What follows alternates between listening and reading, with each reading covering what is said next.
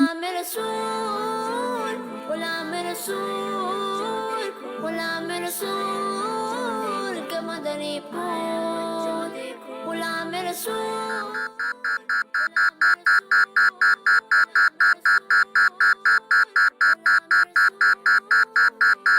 کنیز فاطمہ، یہ آپ کیا کر رہی ہیں؟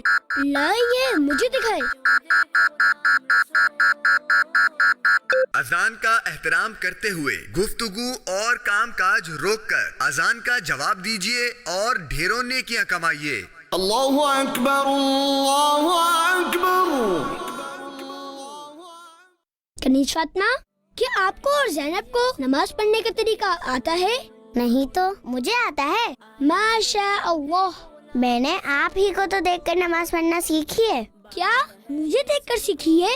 جی غلام رسول بھائی، آپ کو دیکھ کر نماز سیکھی ہے. مگر کنیز فاطمہ، بچیوں اور اسلامی بہنوں کی نماز تو ہم سے الگ ہوتی ہے. کیا؟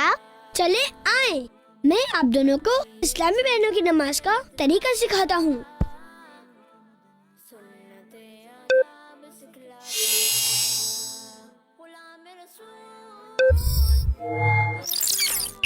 تو سب سے پہلے اسکارف یا چادر کے نیچے کندھوں تک اللہ اکبر کہتے ہوئے دونوں ہاتھ اٹھانے ہیں.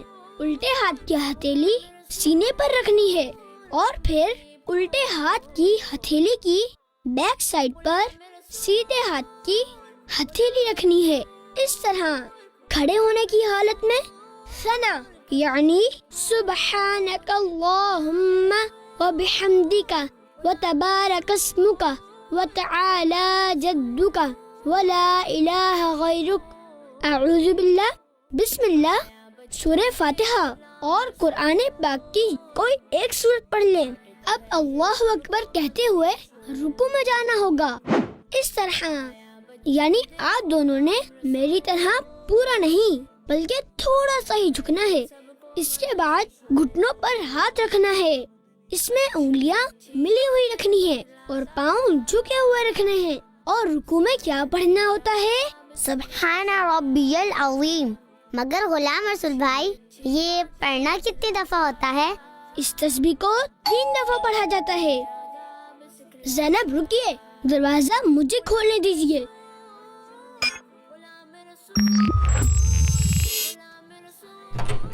السلام علیکم ورحمۃ اللہ وبرکاتہ.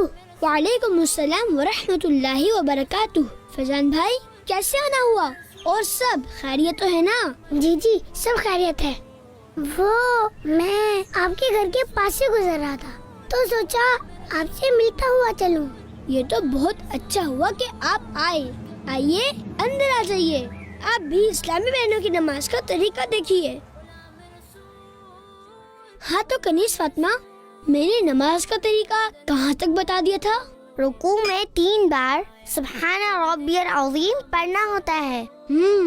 اس کے بعد سمیع اللہ لمن حمیدہ کہتے ہوئے بالکل سیدھا کھڑا ہونا ہوتا ہے اور پھر کہنا ہوتا ہے اللہم ربنا ولک الحمد. ماشاء اللہ کنیز فاطمہ. اللہم ربنا ولک الحمد. جی، اب اس کے بعد اللہ اکبر کہتے ہوئے اس طرح سجدے میں جانا ہوتا ہے کہ پہلے گھٹنے، پھر ہاتھ، پھر دونوں ہاتھوں کے بیچ میں اس طرح سر رکھنا ہوتا ہے کہ پہلے ناک پھر پیشانی زمین پہ لگے. سجدے میں نظر ناک پر ہونی چاہیے.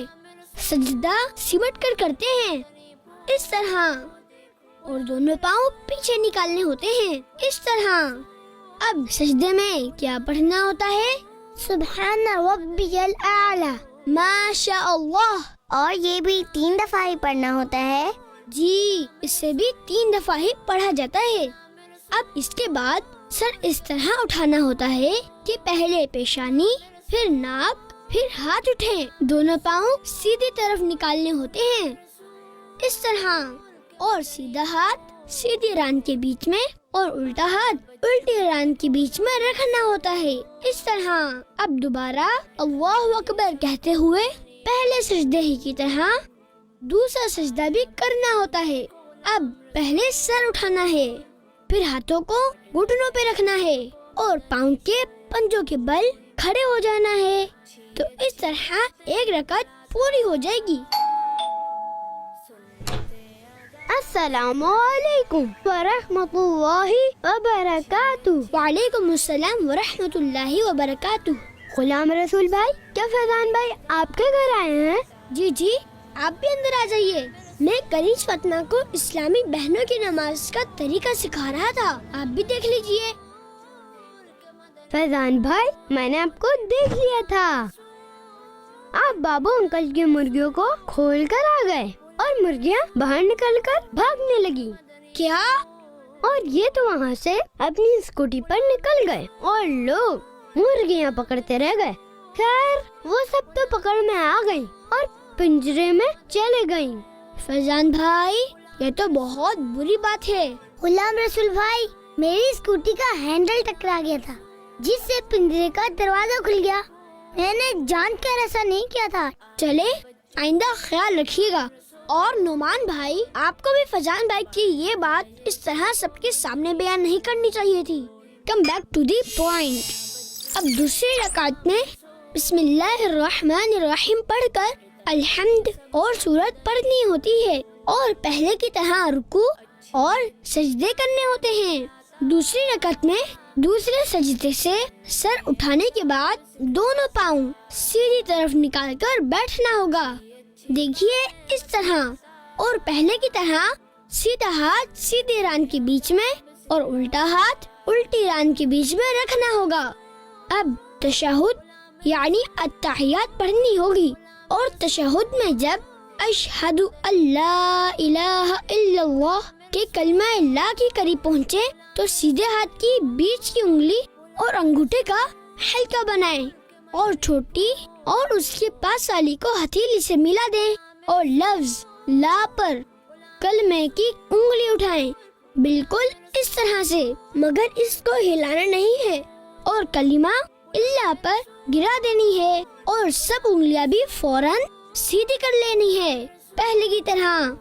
फिर दुरूदे इब्राहिम पढ़ना होगा। फिर कोई सी दुआए मासूरा भी पढ़नी होगी। गुलाम रसूल भाई, दुआए मासूरा क्या होती है? जो दुआएं कुरान या हदीस में आई हैं, उन्हें दुआए मासूरा कहते हैं। और फिर नमाज खत्म करने के लिए पहले सीधे कंधे की तरफ मुंह करके अस्सलाम वालेकुम व रहमतुल्लाह कहना होगा और फिर उल्टे कंधे की तरफ मुंह करके भी यही सलाम करना होगा। इस तरह नमाज मुकम्मल होगी।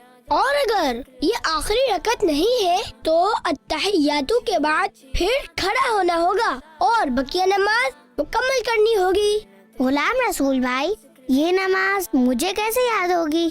कनीज फातिमा, आप इस्लामी बहनों की नमाज का तरीका गुलाम रसूल के इस खाके को YouTube पर भी देख सकती हैं और नमाज की प्रैक्टिस कर सकती हैं। वाह, क्या बात है गुलाम रसूल भाई। खवातीन की नमाज का तरीका YouTube पर, ये तो मैं अपनी आपी को जरूर बताऊंगा। हाँ, मैं भी इस वीडियो को जरूर देखूंगा और अपनी अम्मी को भी जरूर दिखाऊंगा। प्यारी बच्चियों, आज हमने गुलाम रसूल भाई से इस्लामी बहनों की नमाज का तरीका सीखा है। आपने भी इसी तरह नमाज पढ़नी है। और अगर आप नमाज से मुताल्लिक बहुत सारी मालूमात हासिल करना चाहती हैं, तो इसके लिए अमीर अहले सुन्नत की किताब इस्लामी बहनों की नमाज हासिल करें